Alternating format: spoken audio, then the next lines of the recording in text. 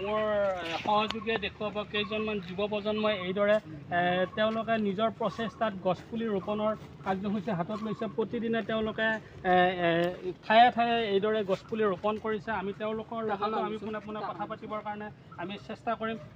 চিপাঝাৰ সমষ্টিৰ বিভিন্ন ঠাইত এইসকল ছাত্ৰ ছাত্ৰীয়ে তেওঁলোকৰ নিজৰ একক প্ৰচেষ্টাৰে এইদৰে গছপুলি ৰোপণ কাৰ্যসূচী তেওঁলোকে হাতত লৈছে। হেল্ল' নমস্কাৰ, কি খবৰ? নমস্কাৰ, আপোনালোকৰ চাই আছে মুস্তাক ব্লগ চেনেল। তো আজি আমাৰ মানে মাইনাৰ বাৰ্থডে আৰু বলক পিছে আমি একেলগে কেকটো লৈ আহোঁ।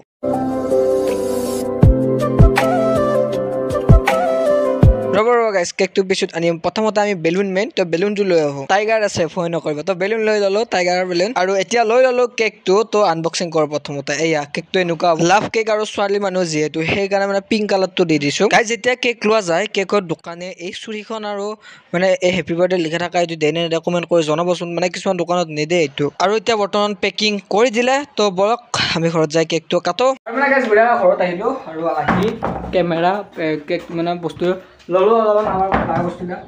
বৰ্তমান তালা মাৰোঁ, বলক।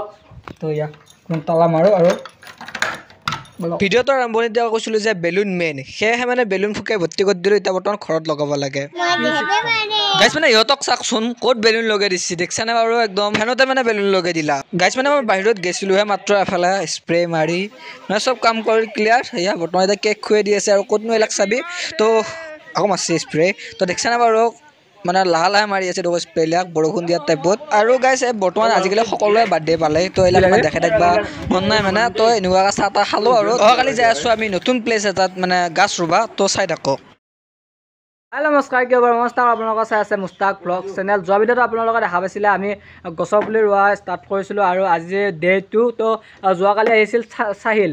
তো যোৱা মানে সকলোৰে চব কাম থাকে, তো আজি চাহিল আহিব নোৱাৰিলে, আকৌ আহিলে মানে চাহিলৰ আকৌ আজি কাম ওলাল, মানে সেনেকুৱাই আৰু। তো এনেকৈ হ'লে আমি এতিয়া বৰ্তমান গছৰ পুলি ৰুই আছোঁ। আৰু গাইছ ফাইনেলি বিচাৰি কালি নিচিনাকৈ আজি লোকেশ্যনটো পাই গ'লোঁ। মানে এইখিনি বঢ়িয়াকৈ কুৰুৱাত যায়, পিকনিক চিকনিক যায় মানে হেৰিত ডিচেম্বৰ মাহত। তো ইয়াত মানে এইফালে দেখিছেনে পূৰা ৰ'দ পৰি আছে, আৰু মানে এইখিনি জেগা মানে পূৰা ভালকৈ থৈ দিব বিচাৰোঁ, মানে এইখিনি যাতে বেলেগ পৰিৱেশটো নষ্ট দেখা নাপায়।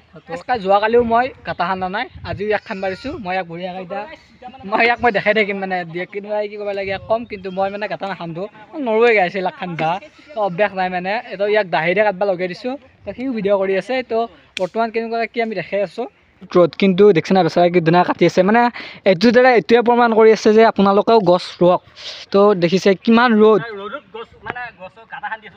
যদি ইয়াত এডাল গছ লৈ বঢ়িয়াকৈ ছাঁ পৰি লয়, মানে এফালৰ নিচিনাকৈ বঢ়িয়াকৈ ছাঁ পৰি লয়, আৰু এফালেও মানে তেতিয়াহ'লে ইমান প্ৰব্লেম নহ'ল হয়। মানে সেইটোৱে আৰু যেতিয়া মানে ৰ'দটো বেলিটো এইটো এই বেলিটো যেতিয়া ইমানমানত থাকে, তেতিয়াহ'লে মানে এফালে পূৰা একদম ৰ'দ পৰি থাকে। সেয়ে মানে যদি এটা এডাল গছ ৰোৱা যায়, মানে বেলিটোৰ মানে গছডালতো আগোৱাৰ লগে লগে সেইদিনা বঢ়িয়া ছাঁ হৈ যাব। আৰু মানে গাইছ বঢ়িয়াকৈ এতিয়া আমি ছেকেণ্ড গছডাল বঢ়িয়াকৈ ৰুই দিলোঁ। ইয়াত দেখিছে নহয় বঢ়িয়াকৈ মাটি চাটি বৰ্তমান দি আছোঁ।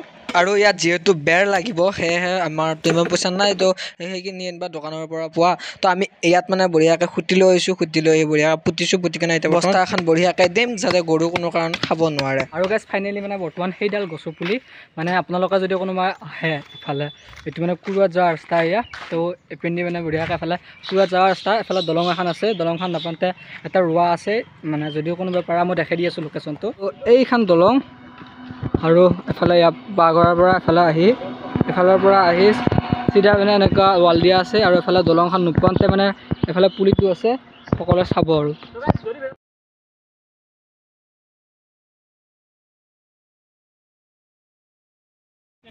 মোৰ সহযোগীয়ে দেখুৱাব কেইজনমান যুৱ প্ৰজন্মই এইদৰে তেওঁলোকে নিজৰ প্ৰচেষ্টাত গছপুলি ৰোপণৰ কাৰ্যসূচী হাতত লৈছে। প্ৰতিদিনে তেওঁলোকে ঠায়ে ঠায়ে এইদৰে গছপুলি ৰোপণ কৰিছে। আমি তেওঁলোকৰ লগতো আমি পোনে পোনে কথা পাতিবৰ কাৰণে আমি চেষ্টা কৰিম।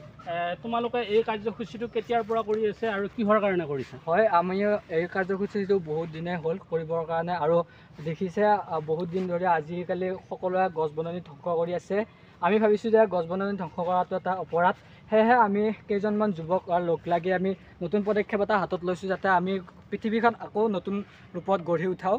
সেয়ে আমি ভাবি এই কাৰ্যসূচীটো হাতত লৈছোঁ। ক'ত ক'ত এতিয়া বৰ্তমানলৈকে গছপুলি ৰোপণ কাৰ্যসূচী কৰিছে? আমি বৰ্তমানলৈকে এফালে লাউজনত ৰুলোঁ, আৰু এফালে বহুত জেগাত বহুত ঠাই ৰুলোঁ। এনেকুৱা ৰুই আছোঁ আৰু বহুত ঠাইত ৰুইছোঁ।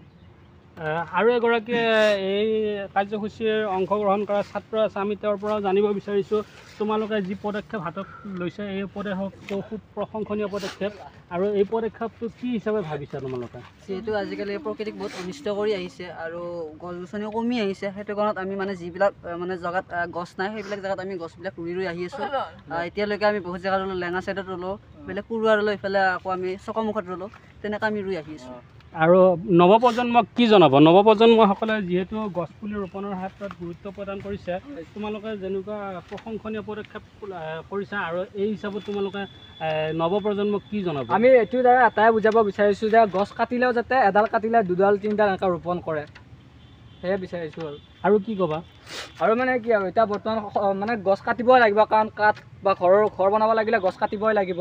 গছ কাটিলে আমি যদি এডাল কাটোঁ হয় দুডাল তিনিডাল এনেকৈ ৰুলেই হ'ল, তেতিয়াহ'লে ধ্বংসও নহয় আৰু এফালে ভালো হ'ব। আৰু বহুতে দেখিবলৈ পোৱা গৈছে এতিয়া যুৱ প্ৰজন্ম মদ ড্ৰাগছ আদিৰ আসক্ত হৈ বিভিন্ন জেগাত অবৈধ কামত লিপ্ত হৈছে, কিন্তু তোমালোকে যিটো প্ৰশংসনীয় কাম হাতত লৈছে এইটো খুব সুন্দৰ, কি ক'বা?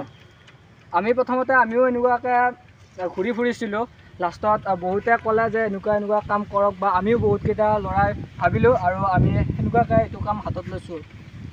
হয়, নিশ্চয় চিপাঝাৰ সমষ্টিৰ বিভিন্ন ঠাইত এইসকল ছাত্ৰ ছাত্ৰীয়ে তেওঁলোকৰ নিজৰ একক প্ৰচেষ্টাৰে এইদৰে গছপুলি ৰোপণ কাৰ্যসূচী তেওঁলোকে হাতত লৈছে।